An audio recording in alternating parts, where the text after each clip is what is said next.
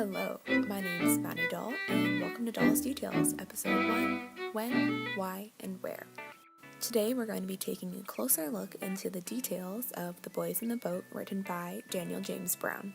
The first thing we're going to talk about today is the context. The big bulk of this book takes place during the Great Depression, a time where people all across America were suffering greatly due to the crash of the stock market in New York City. When the book starts getting into greater detail about the lives of these main characters, Franklin Delano Roosevelt has just been elected into his presidency, to which it explains the plans that he has to help solve the Great Depression. This book is a memoir mainly because the author, Daniel James Brown, was best friends with Joe Rance, the main characters.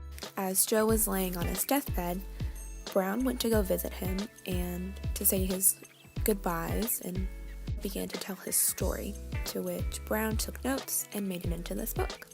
Joe's story is set in Washington, where there's a large focus set on how people from the West Coast, specifically Washington, were suffering from the Great Depression.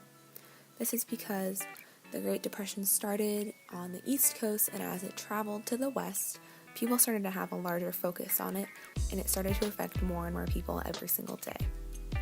It has a large focus on the people of small towns, such as Joe and his friends, and it has an even bigger focus on how the poor got by, many of them working nonstop sunrise to sun. So, in The Boys in the Boat, the plot jumps back and forth in the timeline. This is because it jumps back and forth between when Joe is in college, training for the rowing team at Washington University, and to when he was a child or in high school. This allows for the author, Brown, to give a lot of foreshadowing into what's going to happen later in the novel. Joe was kicked out of his house about 3 times. The first time was when he was a very young boy, about 4 years old, when his mother died.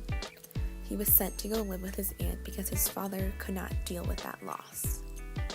When his father remarried, when he was about 8 years old, Joe was kicked out of his house again at the age of 10.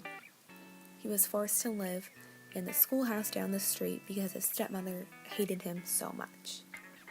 And again, when he was 15, his family drove up to him while he was getting off the bus from school, said, "We're leaving, and you're not allowed to come." This was the final time that he was abandoned, and it had the greatest effect on him.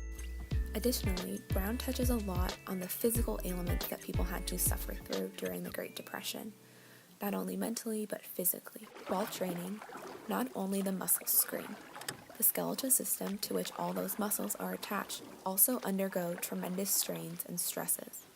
Competitive rowers are apt to experience a wide variety of ills to the knees, hips, shoulders, elbows, ribs, neck, and above all else, the spine. These injuries and complaints range from just simple blister to severe tendinitis, a slipped vertebrae, a rotator cuff dysfunction, and even stress fractures, usually on the ribs. This is what Brown wrote on page 40. In this first section of the novel, Brown touches a lot on the background of Joe and his teammates, how they all suffered greatly, how they were abandoned, how they didn't fit in with the society of the college town that they were living in at the time in Seattle, Washington. So thank you for listening to Doll's Details, Season 1, Episode 1, When, Why, and Where, and hope to see you next week. Bye!